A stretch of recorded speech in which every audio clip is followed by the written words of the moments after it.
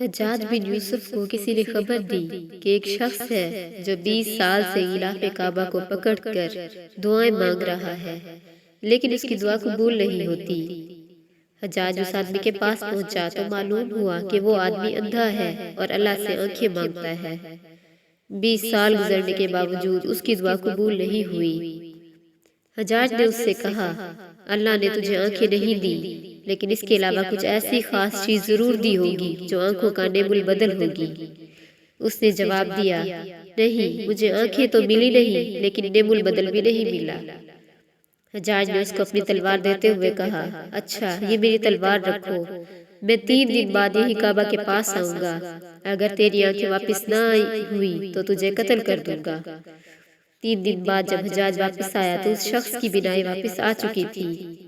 حجاج نے کہا، اب تجھے معلوم ہوا کہ دعا مانگنے کا طریقہ کیا ہے۔